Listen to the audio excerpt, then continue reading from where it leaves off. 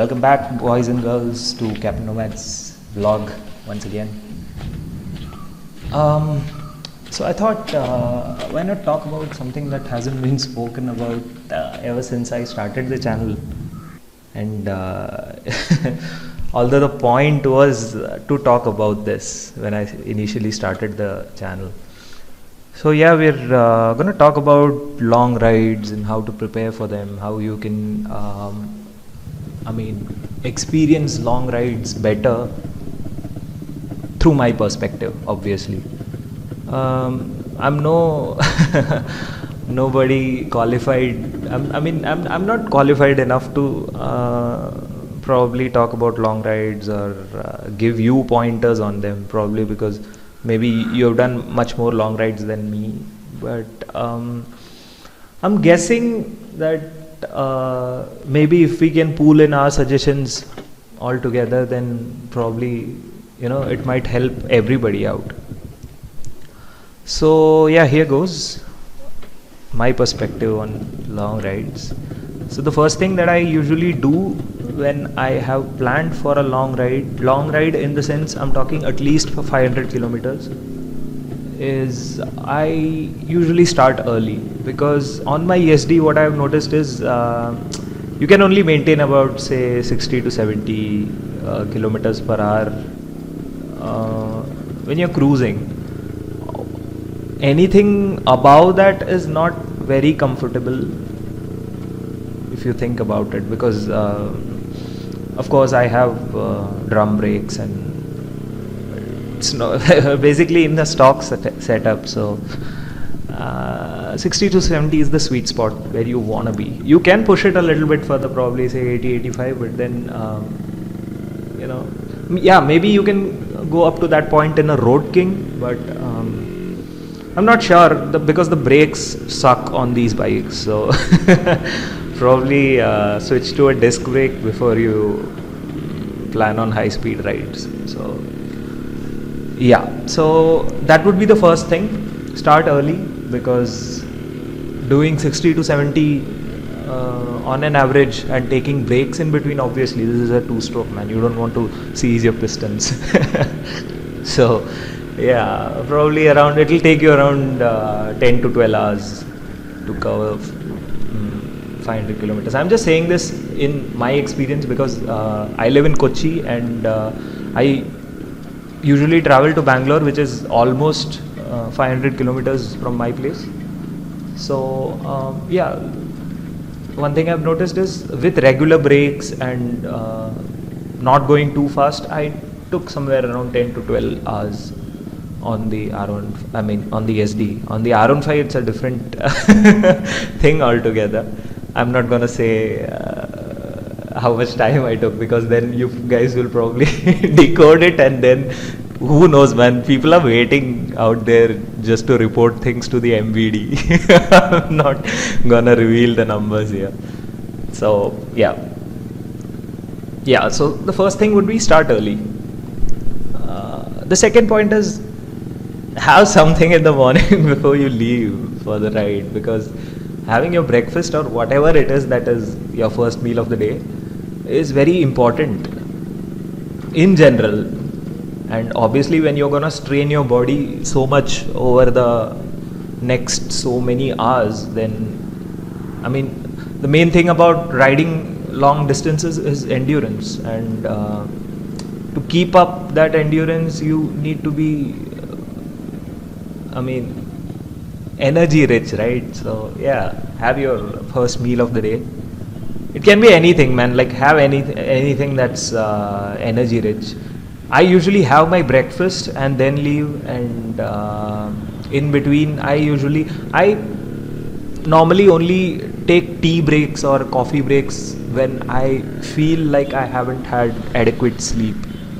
Other than that, I just mostly have 1 or 2 energy drinks during a 500 kilometer span, that is. So that's it, nothing more, just 1 or 2. Right, so yeah, so that's the second point, have your breakfast. And the third thing is kind of what we said earlier, which is stop as frequently as you think it is necessary, because see, over a certain time frame you're gonna deteriorate your focus, right? I mean, staying on the saddle for probably half an hour, 45 minutes, 1 hour is gonna be refreshing, but post that it kind of gets annoying with the, I mean, you're not gonna get all scenic routes all the way, right? You're gonna be stuck in traffic, you're gonna cross cities. Look at that guy go. So yeah, so basically yes, so you need to stop as frequently as you think it is necessary. So yeah, do that, and probably have a tea or coffee or whatever it is, right? Next thing is something that I think I should have told you earlier. That is, these are one of the things that you should make sure before you leave for a long ride, right? So you need to keep an eye out for your fuel, your air pressure, or just take the bike for a spin. Check all these things. Check if you have enough oil. Have you filled up enough? And check your air pressure. Check if you have any weird noises that are coming from your motorcycle. Probably your brakes are making some noise, or probably you have something from the, I don't know, anything, man. Like, it can be anything. So just sort out all the menial problems that you might face on the road, which is going to be very frustrating, man. Like once you're on the road, once you hit the road, it's very frustrating to face problems. Kills the mood completely. So yeah, keep an eye out for that. And next pointer is very, very important. You need to learn the basic stuff on your motorcycle, right? You need to learn to fix the basic stuff. Like, make sure you know how to remove your wheels or your tires or whatever. I mean, if you have a tubeless tire, then that's well and great, because you only need to carry a puncture kit with you. You don't even need to go to a puncture repair shop or whatever. But in case you're like me and you have a motorcycle that has a tire with a tube, then you're screwed, man. Not necessarily, but anyway. So you need to learn how to remove your wheel, so that at least, I mean, you cannot fix your tire, I mean your puncture on the road, because obviously you need to remove the tire, you need to remove the tube, you need to check where the puncture is on the tube. Yeah, I mean, you can't do those things without the proper tools, right? So at least learn how to take your wheel out, and so that you can probably you can hitchhike and take the wheel to the nearest repair shop or whatever, right? So, and this is not just the scenario that I'm talking about. There can be any number of things, right? So yeah, make sure you're well versed or well familiar with the bike in terms of fixing it, right? Okay, so next thing I want to talk about is actually a kind of a misconception that people have. I've spoken about this in the earlier videos, which is see, there is no specific bike for going on long rides, right? I mean, you guys can take me for example, right? I've done long rides of around 600-700 kilometers on my ESD, and people say these are the most unreliable bikes. I mean, the people who don't know about them, obviously. So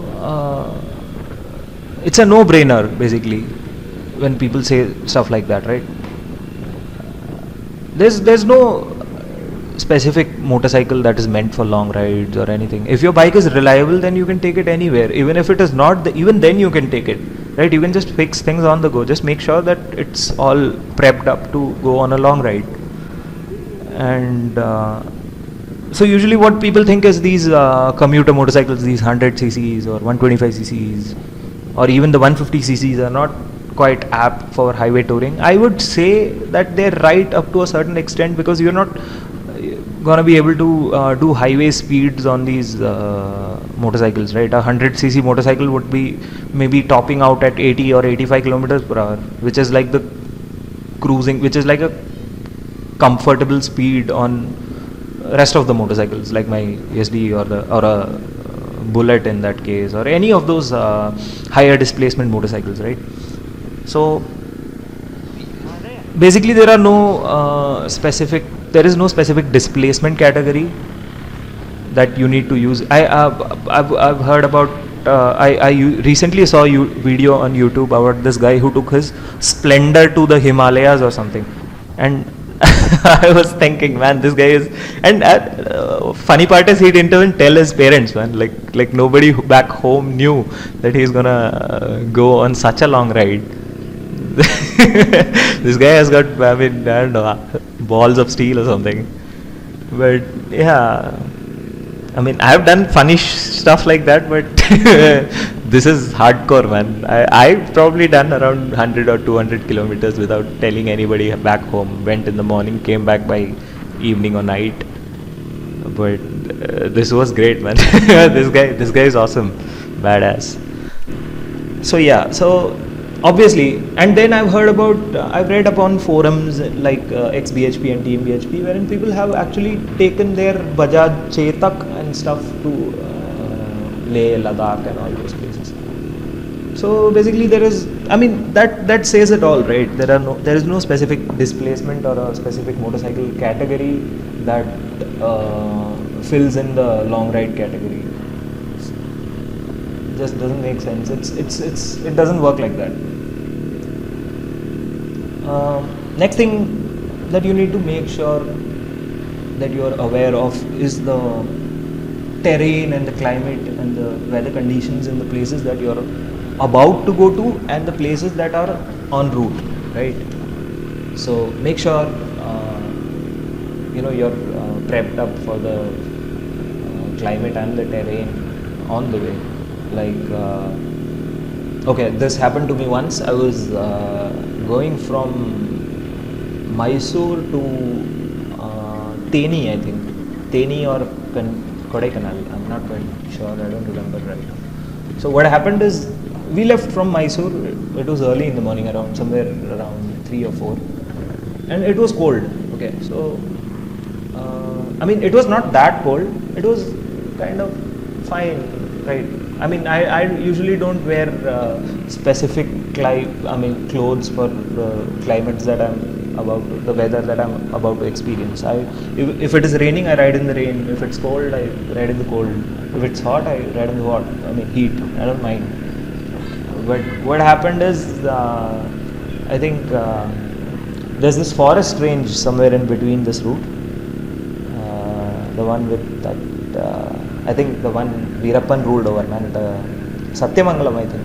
Yeah, Satyamangalam. So what happened is, suddenly the temperature dropped in that place, right?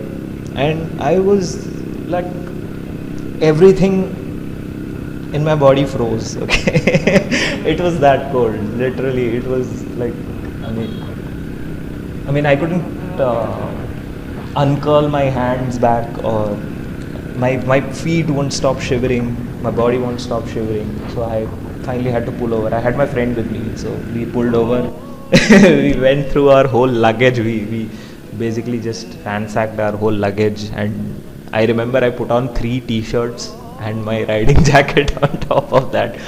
It was a funny scene, man. People, like kids, I mean, it was around 6 in the morning by the time we reached there, and I could see kids going to school or something, or things like that. And it was a funny scene. The kids were all pointing at us and staring at us. We were like changing our clothes in the middle of the road.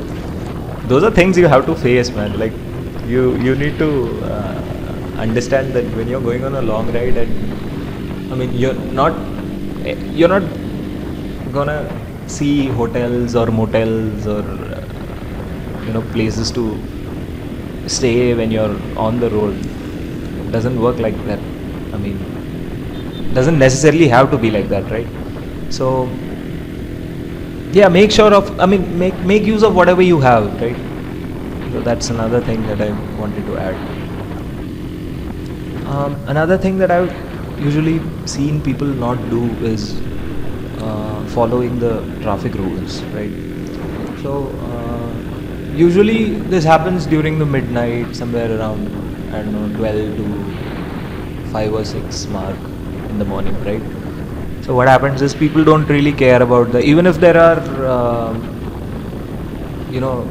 traffic signals still running, people don't usually care about them, and that is actually quite dangerous, man, because this time frame that you're talking about is actually dark out, right?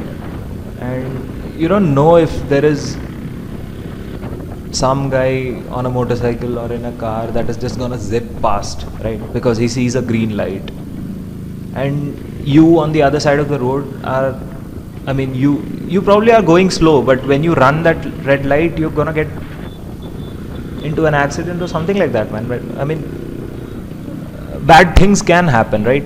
But you can easily avoid it by just following the traffic rules. And even in case something happens when you were following the traffic rules, you can always, the law is always on your side, right? So just make sure you follow the traffic rules. I mean, they're put down for a reason, right? And the reason is obviously for our safety. So just follow it, man. Like, what's the big deal? You're just gonna lose some 2 minutes on each signal at the most. So yeah, just follow the traffic rules, man. Next thing would be, next and the final thing, I mean, and probably the most important thing is choose the right motorcycle, man. Like, and I mean, I know people who actually get specific motorcycles for specific rides that they're going, but majorly people like us, right? We just have one motorcycle and we like to stick to it. Be it whatever kind of ride that we're gonna go on. Is it kind of like an off-road prioritized or off-road heavy ride, or maybe it's just long stretches, or maybe it's curvy roads through the valleys and mountains and stuff like that. Doesn't matter, man. Like, if you have a choice, you can choose the right motorcycle. And one thing I would like to tell everybody is, when you go out and buy a motorcycle, a brand new one or a used one or whatever, just make sure that it is gonna suit you, because ultimately if you're not gonna get used to that motorcycle, or if you don't like the riding dynamics or the way the bike performs, then it's gonna end up it's gonna end up as a waste of money, right? And you're not gonna enjoy the motorcycle. So always make sure what kind of motorcycle you prefer. Is it a street motorcycle? Is it a naked motorcycle? Is it a faired one, or is it a cruiser, or whatever it is? There are heckloads of reviews out on YouTube for you to check it out. And people, I think people in the showroom nowadays are much more friendlier. They can give you a wider aspect of the motorcycle. So that would be great. I mean, you could understand better, right? So yeah, those are my 2 cents on how you should go on long rides, or my suggestion, probably most conveniently, I should say so. These are just my suggestions on what you should probably do. I mean, if you think you have better pointers on this, then please feel free to comment down in the comment box. Until next video, bye bye.